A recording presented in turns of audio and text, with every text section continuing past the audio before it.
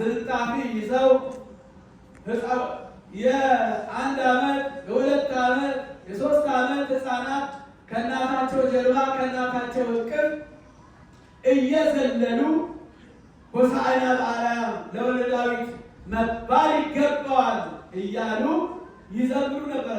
የሚያጠቧቸው እናቶችም እስከሚደነቁ ድረስ ልጆቹ ሕፃናቱ አንደበት ያልከፈቱ ሕፃናት በዚያን ዕለት ሲዘምሩ እና ቤተሰቦቻቸው ወላጆቻቸው ተደነቁ። አፍ ከፍተው አያውቁም፣ ተናግረው አያውቁም።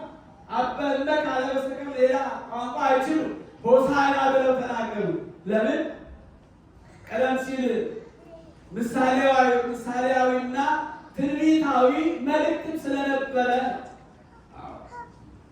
ትንቢቱ ማህበረቂት በሕፃናት አስተዳደር ከስባት ከመትንስት ወደ ጸላይ ወደ ገፋይ ያን ጠላት ያን ዲያብሎስን ለማጥፋት ለማሳደድ ለማጥፋት ከሕፃናት አንደበት ምስጋናን አዘጋጀ። ተመልከቱ።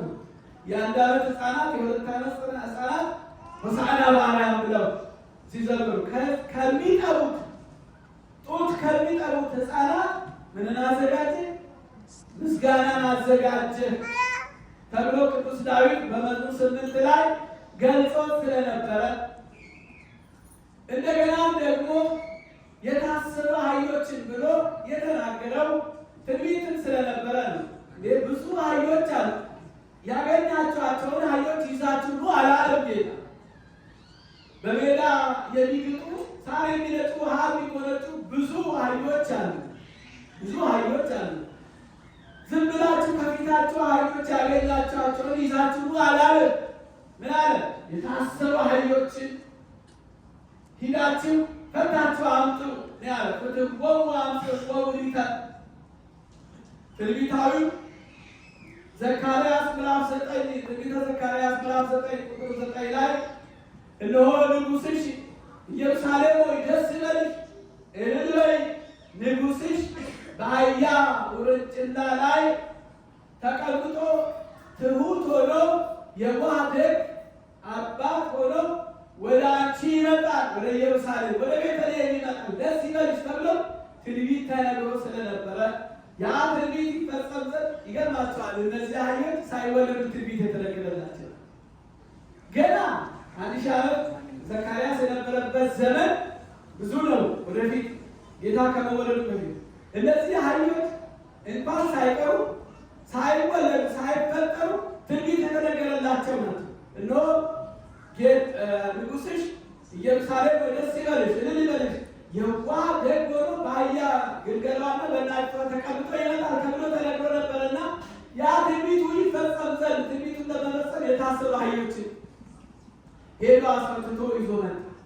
አስፈትቶ ነው የተቀመጠባቸው። ምሳሌያዊ ደግሞ ዘመኑ የረሃብ ዘመን፣ የመከራ ዘመን፣ የጦርነት ዘመን ከሆነ ነቢያቱ ወደ ከተማ ወይም ደግሞ ወደ ማህበረሰብ ውስጥ ይገባሉ። ረሃብ ከሆነ፣ ጦርነት ከሆነ፣ ስደት ከሆነ፣ መከራ ካለ ነቢያቱ ከበረሃ ወጥተው ፈረስ ላይ ተቀምጠው ጥቁር ልብስ ለብሰው ጦር ይዘው ወደ ከተማ ይመጣሉ። ነቢያቱ ማለት ጦር ይዘው ጥቁር ልብስ ለብሰው ፈረስ ላይ ተቀምጠው ወደ ከተማ ይመጣሉ። በዚህ ጊዜ የከተማ ሕዝብ የማህበረሰቡ እነዚህ በዚህ መልኩ ከመጡ ትንቢት ታሪክም ስለነበራቸው እንግዲህ ረሃብም ከሆነ ይዘጋጃሉ፣ ጦርም ከሆነ ጦራቸውን ያዘጋጃሉ እና መከራ እንደመጣ ያውቃሉ። ፈረሱን ጊዜ ለግልቢያ እንዲሁ ለመጋለብ በመሮጫም ደግሞ የሚመች ስለሆነ በዛ ምክንያት ይሄን ያውቃሉ። ለሁሉም ይዘጋጁበት ነው። ዘመኑ የሰላም ዘመን፣ የደስታ ዘመን፣ የፍቅር ዘመን፣ የጥጋብ ዘመን ከሆነ ደግሞ ነቢያቱ አህያ ላይ ተቀምጠው ነጭ ልብስ ለብሰው መነሳንስ ይዘው ወደ ከተማ ይገባሉ። ያን ጊዜ ምን ሆነ ይባላል?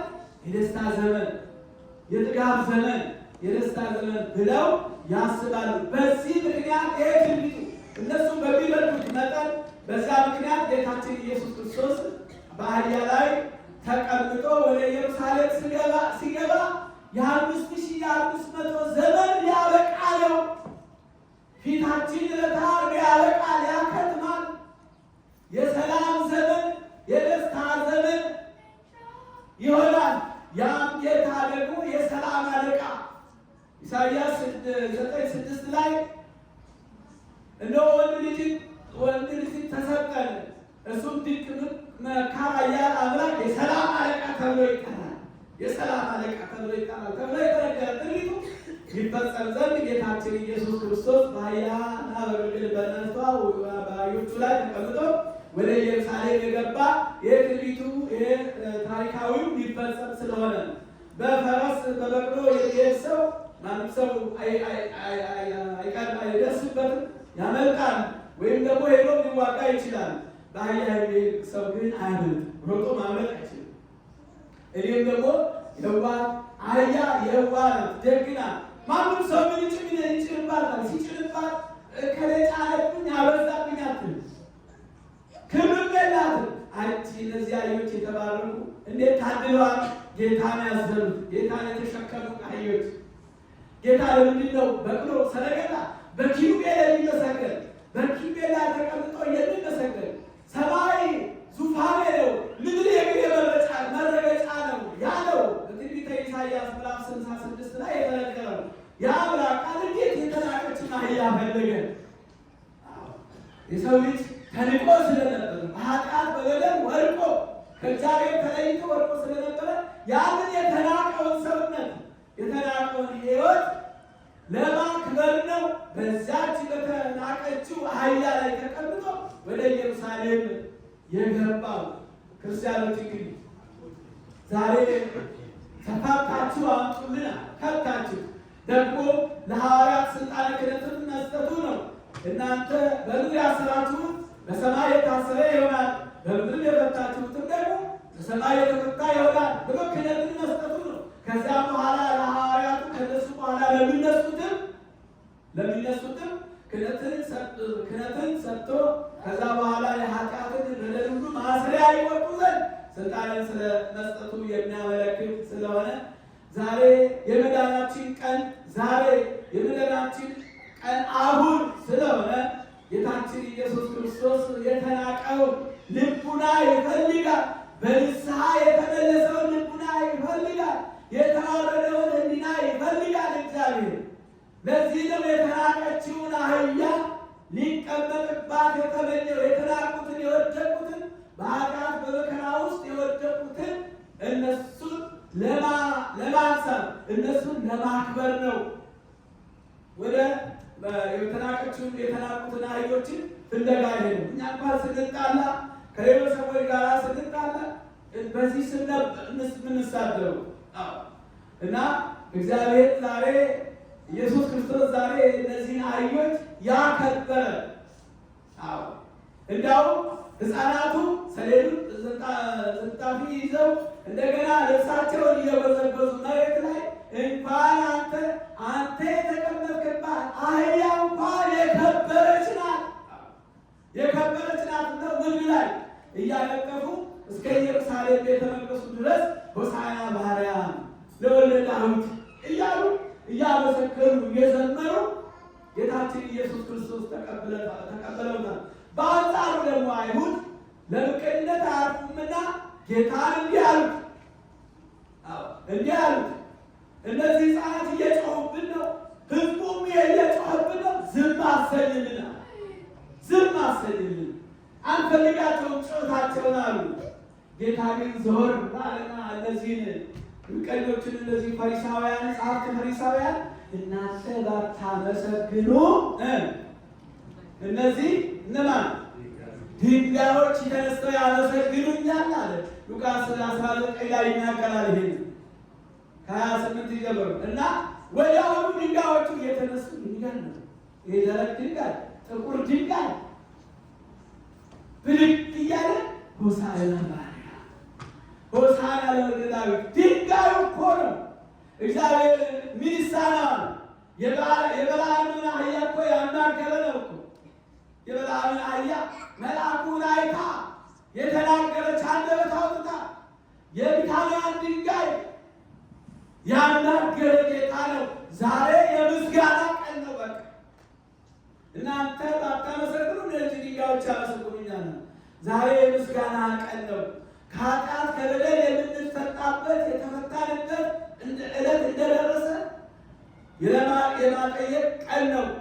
ስለዚህ ጌታችን ኢየሱስ ክርስቶስ በዚህ ምክንያት ወደ ኢየሩሳሌም ወደ ቤተልሔም የገባው ሕፃናት ወደ ኢየሩሳሌም የገባው ሆሳዕና በአርያም እያሉ ዘንባባ ይዘው ያመሰገኑ።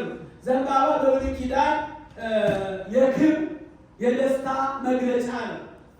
አብርሃም ይስሐቅን ሲወልድ፣ ይስሐቅም ያዕቆብን ሲወልድ ዘንባባ ይዞ ነው እግዚአብሔርን ያመሰገነው። ዮዲትም ደግሞ ከእስራኤላውያን ላይ የተነሳ አንድ ታላቅ ክፉ ንጉሥ ሆሎርኒስ የሚባል ንጉሥ ተነስቶ ነበረ። መጽሐፈ ዮዲት ምዕራፍ 15 ላይ ነበረ።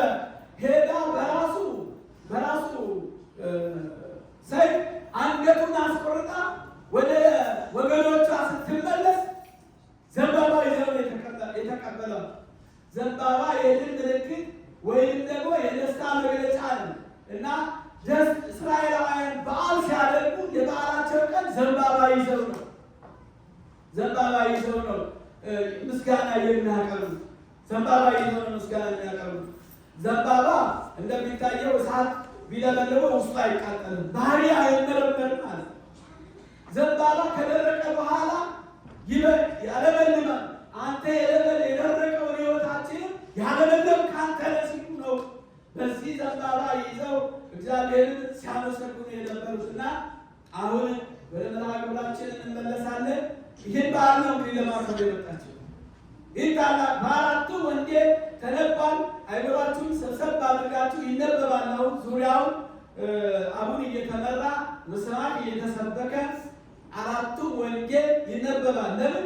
በአራቱም ማዕዘን ዞሮ ወንጌልን የማስተማሩ ምሳሌ ዛሬ የሚገለጥ በአራቱም ማዕዘን በሰሜኑ፣ በደቡቡ፣ በምዕራቡ፣ በምስራቁ ሆኖ ወንጌልን የማስተማሩ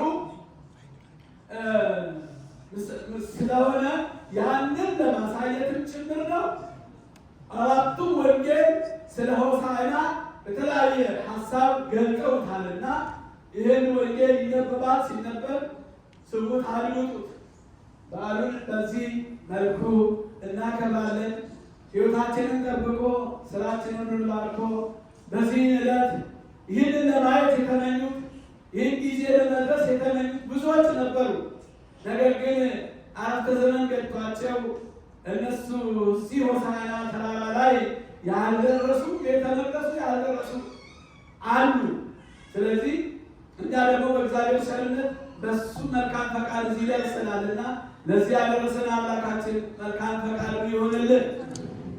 አህያ እናቲቷ በብሉይ ትመሰላለች፣ ውርንጭላዋ ደግሞ በወንጌል ትመሰላለች።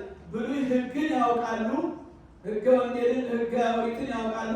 ብሉይ ደግሞ ሐዲስ፣ ውርንጫዋ ደግሞ በሐዲስ ተመስላለች። ሐዲስ ሕይወትን የምትሰጥ ወንጌልን ሰጠቻቸዋለሁ ሲል ነው። በአህያዋ በቤተ እስራኤል፣ ውርንጫው ደግሞ በቤተ አሕዛብ። አህያዋ መጫን የለመደች ናት። እሷም ደግሞ ሕግን በቤተ እስራኤል ሕግን ያውቃሉ፣ አሕዛብ ግን ሕግን አያውቁ። ስለዚህ ያመኑትም የማያምኑትም በአንድ ላይ ይዟቸው መቅደስ ገብቷል። በአንድ ላይ ይዟቸው ወደ ቤተ መቅደስ ገብቷል። ይህንን በዓል ነው እንግዲህ ሁላችንም በዚህ ተሰባስበን ከሩቅም ከቅርብ መጥተን ይህን በዓል ለማክበር የመጣ ነው። ዛሬ ያን ጊዜ ሕፃናቱ፣ ሽማግሌዎቹ፣ አሮጊቶቹ በሙሉ ልብሳቸውን እያነቀፉ ዘንባባ ይዘው እንዳመሰገኑ እናንተን ዳግማዊት ኢየሩሳሌም በተባለችው በዚህች ቤተክርስቲያን መጣችሁ ከልጆቻችሁ ከሕፃናት ጋር እናንተ ሆሳዕና እያላችሁ ዘምራችኋልና የዛሬይቷ ቤተክርስቲያን ቤተልሔም እቺ ቤተክርስቲያን ናት። እንኳን ለዚህ አደረሳችሁ፣ እንኳን ለዚህ አበቃችሁ። እንግዲህ አንድ ሁለት ሶስት ማሳሰቢያ ተናግሬ ከዚህ በኋላ ወደ መርሃ ግብሩ እንሄዳለን። አንደኛ